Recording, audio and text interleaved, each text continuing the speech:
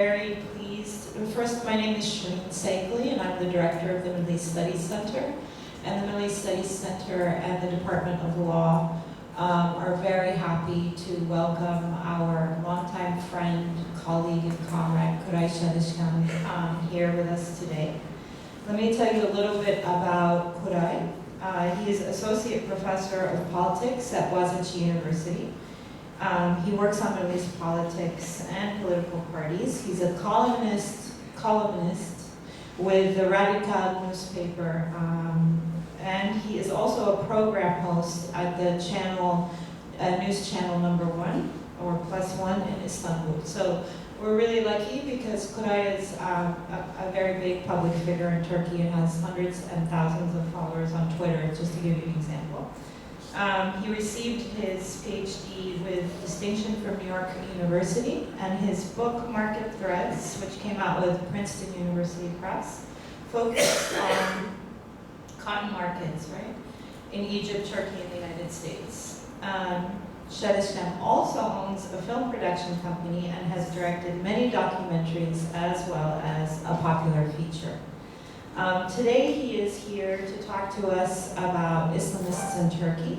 The title of his talk is Islamists in Turkey: From the Rule of Law to the Law of Some, rather.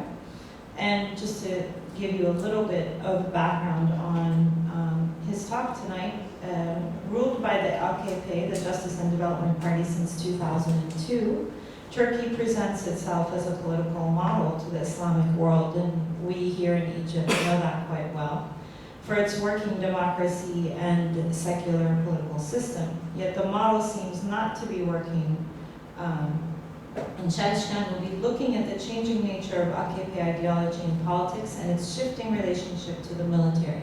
In exploring these realms, he reflects on a new logic of political engagement and an ideological shift from democratic conservatism to Islamism. Please join me in welcoming him. Thank you very much for coming to listen to a talk about Islamists instead of seeing the wonderful game in the African Cup. Two thanks for Middle Eastern Studies Center and Department of Law, Shalakani and Shireen Saigli, two very old friends and comrades, for having me. You can have me every month to talk about Islamists in Turkey in the next year. I love Cairo so much, and it's wonderful to be here.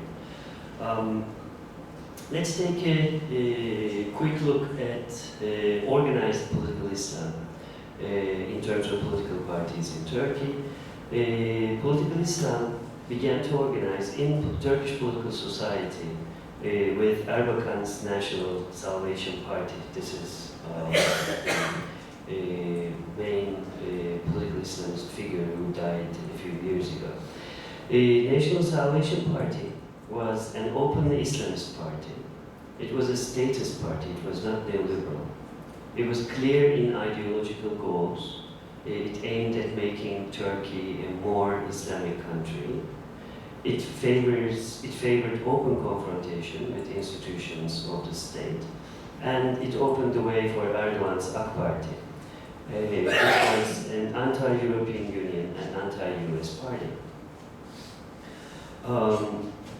They were not very radical, both AK Party and other Islamists, in terms of their objectives, because as of today they have been ruling Istanbul, the biggest city in the country, the economic and cultural capital of Turkey, for 20 years. They have been in government for 11 years. And I remember I went to school with the young generation of Islamists, and they were ideologically very motivated when we were 18, 20, back at Boğaziçi University. And then they began to work for municipalities and then for government, and they changed spectacularly. The ideological stance changed a lot. They began to wear Armanis, White Sox disappeared, and BMWs replaced them. There is no way that they can politically radical in the sense that proposing the constitutional structure of Turkey from a from a secular state to an Islamic state. I use AK Party as the name. The English is JDP, as Sharon said, Just and Development Party. But this is how they wanted to be called. AK refers to two things. It means white in Turkish, a white party, clean party. AK also stands for the ideologically motivated 1960s type Islamists, Akıncılar. This also has a salutation to that radical past. Those in Turkey who do not like AK Party usually call it AKP, and the party doesn't call it AKP just to, make it feel like it is different. AK Party, until two and a half years ago, used to present itself as a conservative democratic party, also a pro-EU and pro-US party, which had a pragmatic point of view that believed in neoliberalism and the market. And they were never clear on ideology. Instead, they would use popular vocabulary to describe what they want. And they always avoided open confrontation with the regime until 2 years ago. What is new? What happened 2 years ago in Turkey? As in many countries of the region, Turkish military, the main agent of modernization in the country, had always been an important political force in Turkish politics. There had been a number of attempts by various political movements to keep them under control, just reminding them that their job is to take care of the defense of the country, not rule the country itself. But it's only beginning with 2011 that for the first time in Turkish political history that the army lost its political function and determination. And AK Party managed this by using the carrot of European Union and thus presenting itself as if it's a pro-EU party by organizing liberals and leftists and social democrats around its agenda by inviting them to support its pro-EU policies while it worked to find a way to control the army. The military tutelage almost ended in Turkey right now, with probably Ergenekon and Balyoz trials. These trials effectively sent 20% of the operationals of Turkish army to jail. Turkish civil and political society backed these trials in the beginning, yet the trials failed to gather popular support later, because the former chief of staff, who worked for many years with Erdogan with no major problem, was convicted as a terrorist, and now he's serving a life sentence in jail in Turkey, which is around an hour away from Abdullah Öcalan, who was the head of PKK, who waged a quarter-century-long war against Turkish state for Kurdish independence that claimed 40,000 people's lives. So in the new justice system of Turkey, the chief of command of Turkish armed forces and Abdullah Öcalan served for the same term for exactly doing the same, committing the same crime.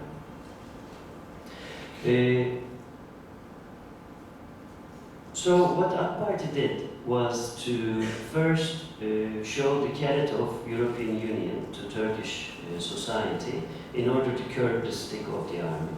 And as you followed during Gezi demonstrations, which was about Prime Minister Erdogan's determination to cut the trees in Gezi Park, the only green area of the most important center of the most important city in Turkey, and build a shopping mall on it. And people said no, and he gassed people, which was usually regarded as taking the carrot of EU, eating it, and using the stick of the army and hitting Turkish people with it, which in the end, convinced Erdogan that he could pull back from the pro-EU position, not openly, but creating so many informal ways to make EU membership process obsolete in the country. We have a ministry whose minister wrote a progress report for European Union, whether they are ready to take Turkey, as if we are getting European Union as a member to our country, which was made fun of in diplomatic circles, of course.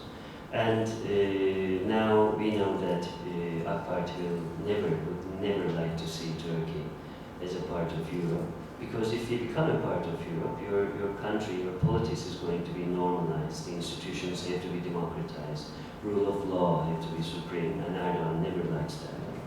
So since then, we saw that Erdogan's authoritarianism skyrocketed, which even created problems in his own party. And more importantly, intra-party democracy disappeared altogether in his party. Right now, there is no political discussion in the party. This is, I was there, I'm sitting towards the main hall. This is the first political party congress in a stadium since 1930s, Germany. And this is only Istanbul organization's event. It's a huge show in popular politics to market their trademark, Erdogan. And this is a stage that Erdogan figure is 11 meters tall, and he gave his talk first. And I was sitting like around 15 meters away from him, only to realize that this should be a dream, because it's a political party congress where members and delegates of the party should discuss what they want for Istanbul, what they want for Turkey, what they want for the future of the country, and there is no discussion whatsoever in the political party. So this is, in a very interesting way, using political party, which was supposed to be the vehicle of political organization of the country, to deorganize Turkish politics and create an image around the charismatic leader and use political party to underline this image. Let's take a look at the legal system of the country, what has been changing, and why I argue that we are moving from rule of law to law of Islam. There's three types of changes in Turkey. The first group is open and formal, and you can see that as they change codes and regulations and laws of the country. The second set is opaque and informal, and the third is about failed attempts, things that they couldn't change. Here are some of the open changes. These are a select group of changes. I mean, I can give 10 times more examples to that. Erdogan's party created a dual court system for terror charges. So this is a wonderful vehicle to suspend the constitution for some. Why do you need a dual court system if you're not a colonial country? Why do you need a dual court system if you don't have two types of citizens? By using that, they made their best to treat Kurds and army generals in a different way. And they could keep a Kurd under custody for more than 4 years. And even Russia's Putin cannot manage to do this in Russian democratic conditions, so you imagine. The second was on alcoholic beverages ban. In Turkey right now, you cannot buy a light beer after 10 p.m. anywhere, and no one can sell a beer after 10 p.m. anywhere. It is forbidden because Erdogan thought that alcoholism was increasing among the youth in the country, which was not the case because they increased private value-added tax on alcoholic beverages by 455% in the last 10 years. Turkish liquor is cheaper in London now. So when your friends are flying from London, you ask them to buy a bottle of rakı. Turkish Court of Accounts, as you know, this is the most important institution of any democracy. This is how citizens hold governments responsible for the money that they spend, and the money belongs to people. In Turkey, as you know, in many other places, if accounts are not clear, the assembly cannot gather. Government cannot start working for the next year. It's no more the case in Turkey. So the assembly could not open. Previously, the assembly would gather with the TCA's report about the spending of the government. Now it's not the case. The government can hide anything that they do. The only information that they share with other institutions of the state is the amount that they spend, not how they spend it, which didn't even happen during Ottoman Empire when we had a sultan. For local development plans can be bypassed by government, which means Turkey signed the European Union agreement plan, which entails decentralization of politics in order to increase democratization. Right now, the government can decide anything about any city, any village, any town in the country without consulting the people of that city. And this is what exactly happened in Istanbul too. Erdogan himself decided to build a shopping mall, and probably he promised it to a Gulfi, and he couldn't step back afterwards. Despite the fact that the municipality was informally against that process. This is like taking one of the parts of Tahrir and building a shopping mall, or another Mugamma on Tahrir, and just one person decides and everyone comes here and begins to work. The worst thing about those new legal changes is that we are losing all forms of checks and balances in the country. One is very important, environmental evaluation reports. As you know, for any big construction project, you need to get an environmental evaluation report. In Istanbul, the government is building a third bridge over Bosphorus, a third airport, which was planned by the city to be 50 kilometers south of the new plan, because this is the best place for the airport. It's not open to Black Sea winds, and it is connected to Trans-European motorway. Other people fly planes, we fly airports. Erdogan decided overnight to send the airport to north of Istanbul, thus opening a new construction site there in the middle of Istanbul forests, without environmental evaluation reports. And Kanal Istanbul is the craziest project that he has. He is planning to dig a 44-kilometer long channel west of Bosphorus to connect the Black Sea to Marmara Sea, which is a disastrous project. But it can be a disastrous project, it's okay. I mean, he's a politician and he can propose those projects. The problem is they can start digging it without having a pass about the environment. These are migration routes of Europe, and there are so many birds passing by. And you effectively make Istanbul an island if you did a channel like this. Third, Istanbul Boğazı, the Bosphorus, is international waters. It doesn't belong to Turks like it belongs to Marmara Sea, as you know, because of international agreements, and they seem not to care. And finally, which is the craziest legal change in Turkey. You know, in 1999, we had a very unfortunate earthquake close to Istanbul, 100 kilometers east of Istanbul, and I heard about it actually at AUC in that campus. I was hanging out just outside in the summer in July 1999, and I was learning Arabic, and someone told me that there was Zeze with Turkey, And I didn't know what zelzele is. And you have this naive smile on your face when you don't understand anything. I remember that. Soon it came to my mind that there was a big earthquake. So after this earthquake, they changed legislation and they decided that if they believe that a building is not fit for earthquake, they can demolish it. Fine, they can. Cool. But what they do is the following. They nationalize the building if owners cannot renovate it. And then they take the building and give it to an Islamist constructor, and the Islamic constructor owns the building afterwards.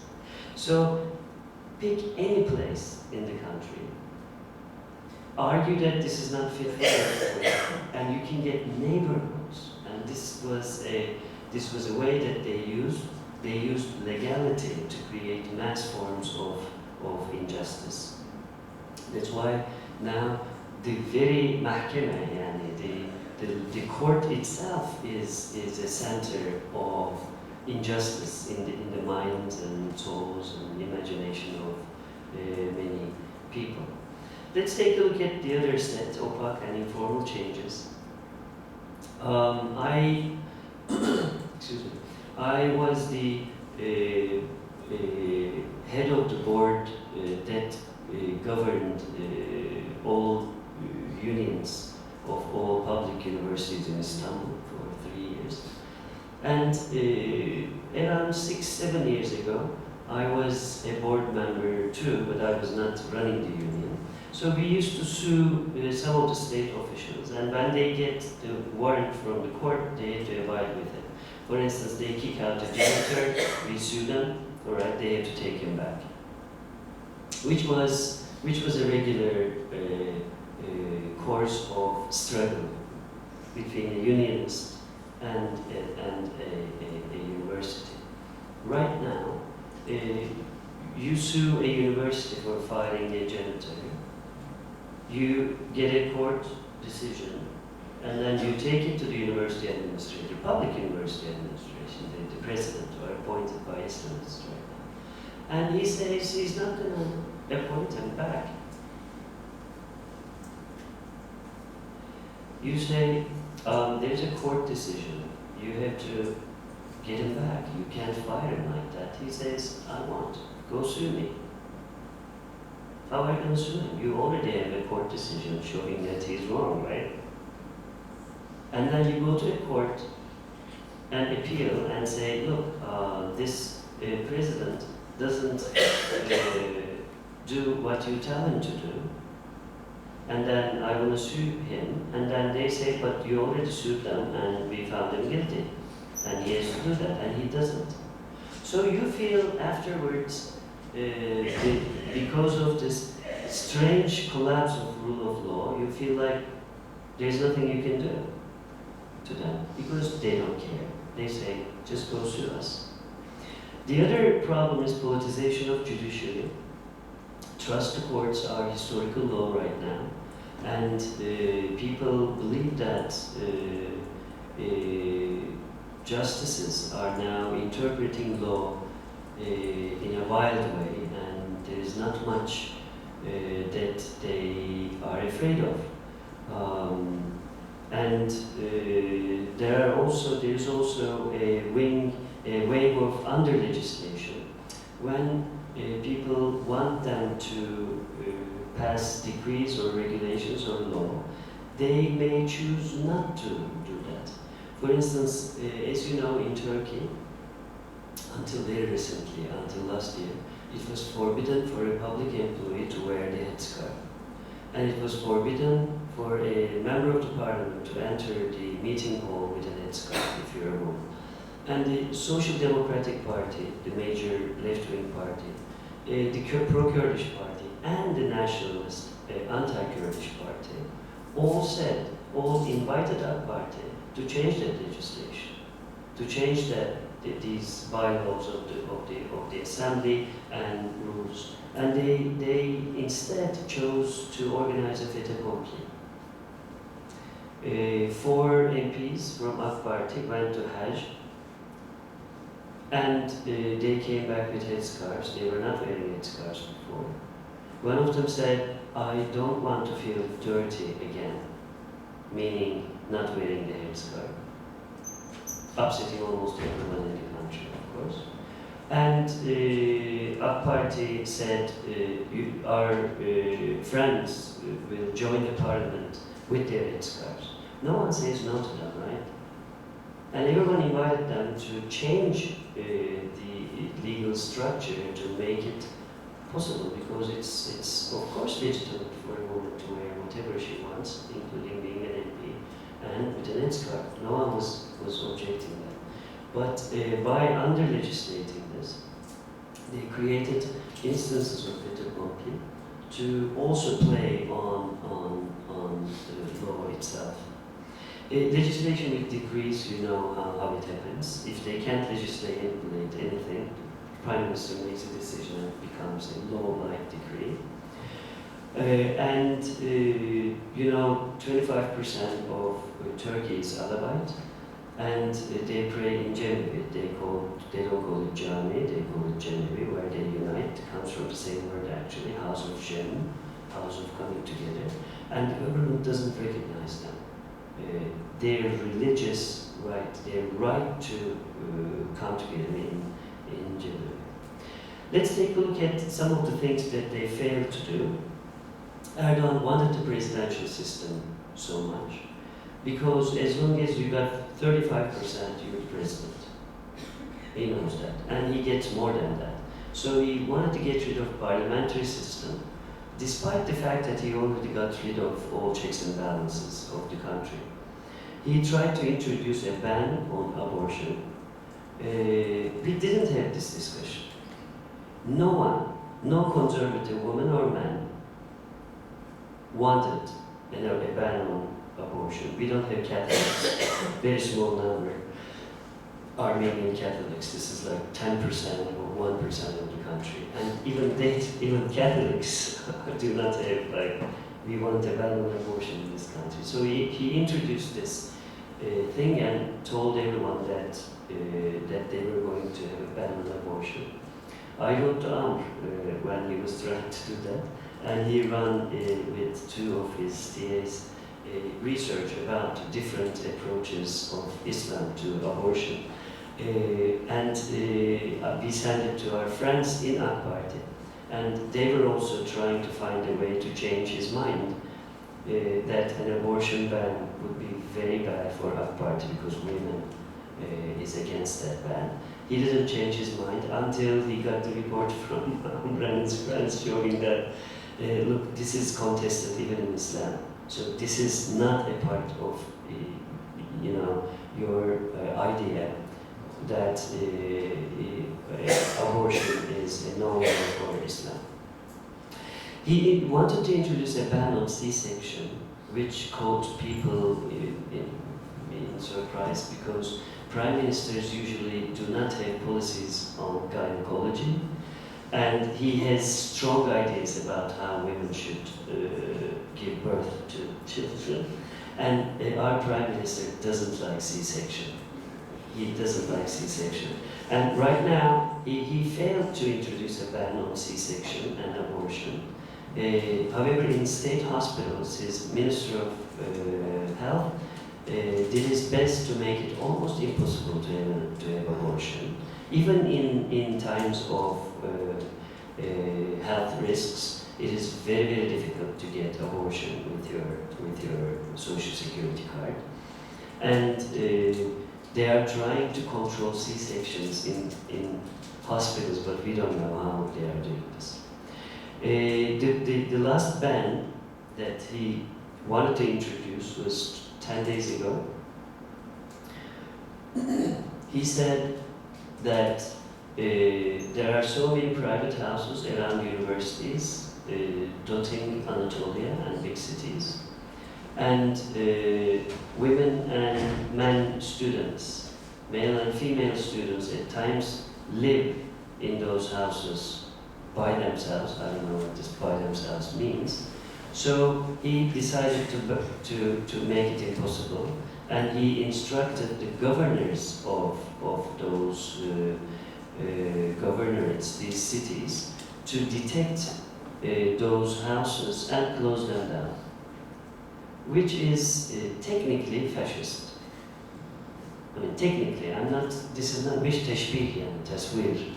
I'm describing what's going on. Why? Because still in our constitution, we don't have a sujet, a subject called female university student. You can, after 18, you're an adult. Before 18, you're a child. As easy as that.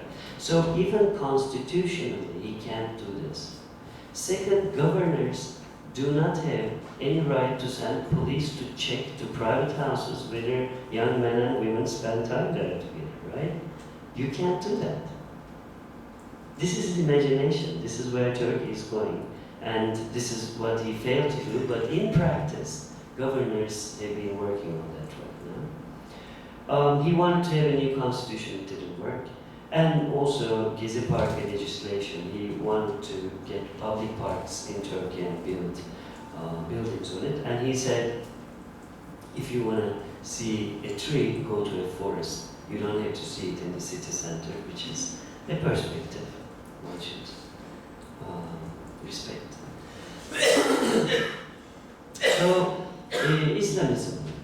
I believe that it is almost impossible to talk about AK Party as a conservative party anymore. First, they don't want to conserve anything. They revolutionize Turkish society in any way, which is creating great tensions in the country. And they are not democratic. You saw what happened during Gezi movements.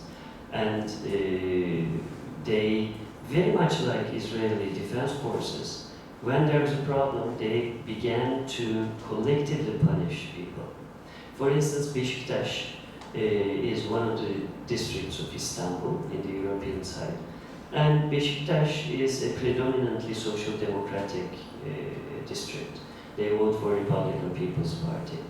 And Başbakan, the Prime Minister, doesn't like to work in Ankara. They want to close to Ottoman palaces. And he has an office that he spends 1/3 of his time in Istanbul, in Beşiktaş. So people demonstrate all the time there, and during Gezi Park movement too. So the police force decided to gas the entire district. This happens in Israel and in South Africa, right? It used to happen in South Africa. Not in any democracy. The other problem is the following. Erdogan feels like he had a sickness like 18 months ago, and maybe 2 years. And afterwards, a lot of people believe that he changed a lot. He realized that he became a prime minister, but he had to share much with other people. And this is the definition of democracy, right? You can't rule by themselves.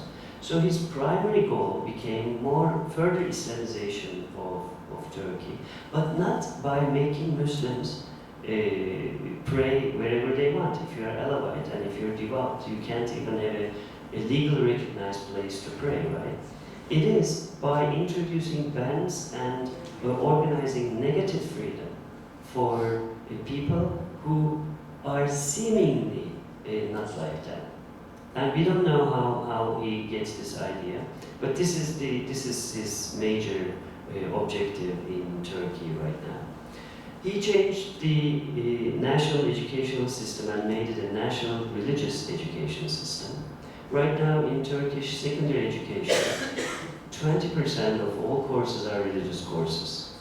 So which means that one of the 5 days, your student, your child should take a religious class.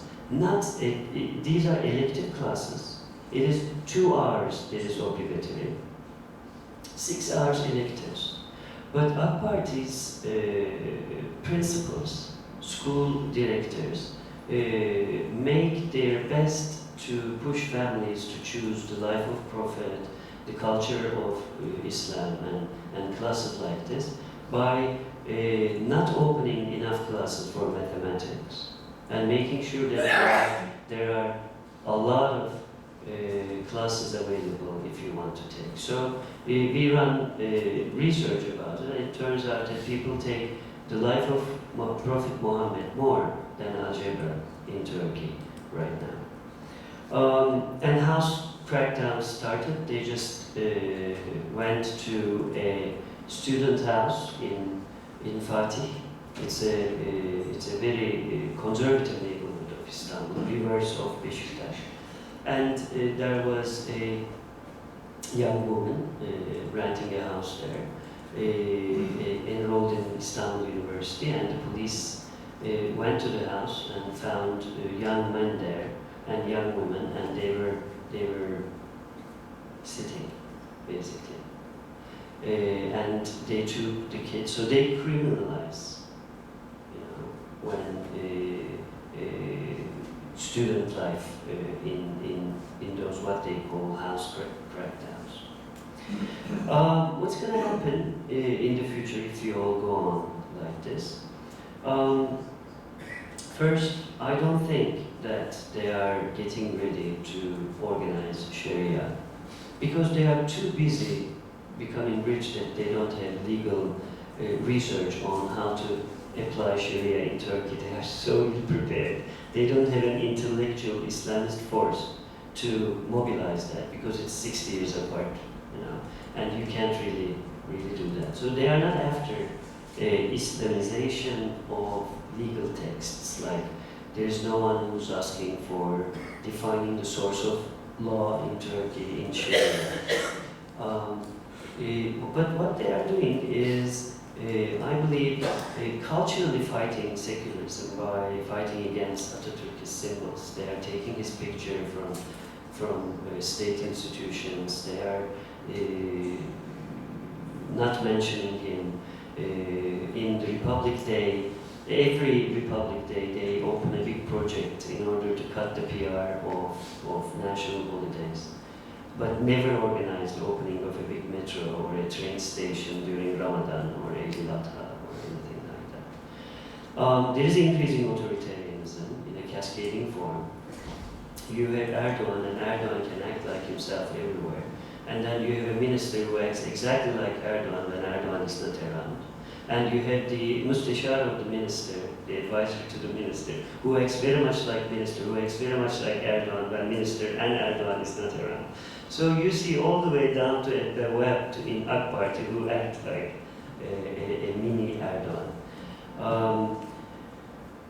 How can you organize that? By two ways. You can get people's consent to such an anti-democratic relationship in the party by distributing grant, distributing money and economic services to people. And you can mobilize that kind of politics only if you further politics of tension in order to push your agenda. So you have to find every other week something to create tension in the country. All right? You either try to say every other week Erdogan has to find something that we discuss. I'm going to introduce a ban on abortion.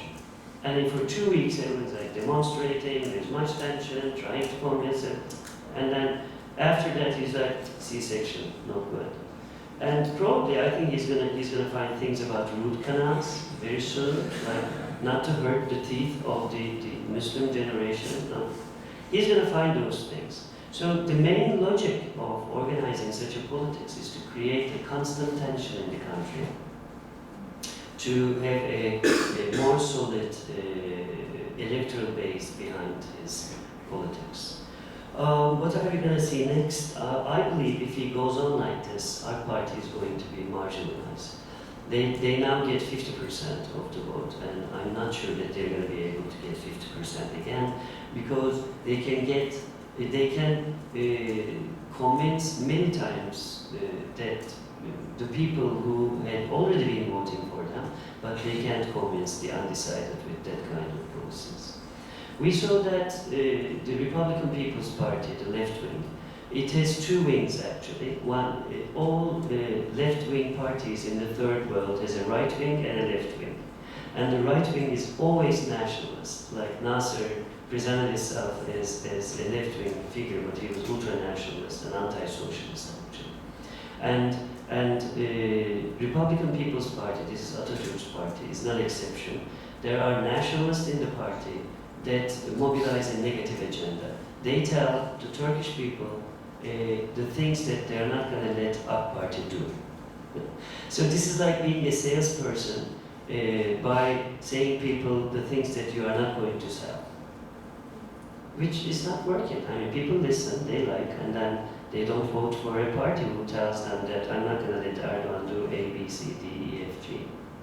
So this is the right-wing nationalist wing of the left-wing party. And there is the new Republican People's Party. They are social democrats. They are wiser, and they know what's going on. And right now, there will be a check that you should follow. In 140 days, there will be local elections in Istanbul. And Republican People's Party has a very charismatic candidate called Sarıgül. And Erdogan has a candidate called Kadir Topbaş, who is actually Erdogan's man. And everyone knows that he himself is behind that mayor. And the result of Istanbul local elections will determine politics of Turkey's future for a number of reasons. The economic GNP, the GNP of the city of Istanbul is $240 billion. Egyptian GNP is $214 billion, the whole country. And Istanbul is the largest sixth economy in Europe. So anyone who rules Istanbul, who governs Istanbul, will govern Turkey afterwards. This is how Erdogan came to power, as you would remember, through Istanbul. So there is a possibility that Islamists can lose Istanbul, and we'll see whether this is going to be the case. If this happens, Islamism will have a new page because they were very good in services, in organizing politics, in getting the vote out. But other parties learned from them how to organize grassroots, how to organize on the ground, and now they are using it. So we will see whether Islamists will learn from seculars and go back to their older orientation of being conservative Democrats again. Thank you very much for your patience.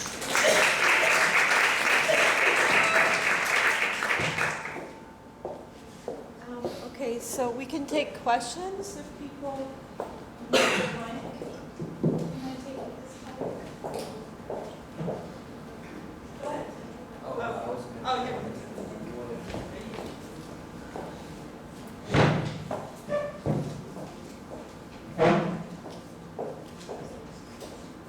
Any questions? I have a question. Go for it.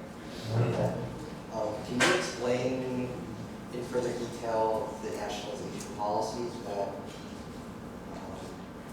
is used for building codes and things like that? I thought that was a very kind of interesting and violent idea. Yeah. I'll give an example. Turkish Romans, gypsies, had a fantastic neighborhood very close to Taksim Square. Around 200 buildings, occupied, owned and bought by the Roma population in the country, in Istanbul. And AK Party ran a test on those houses and realized that they were not fit for the earthquake, possible earthquake, which was the case.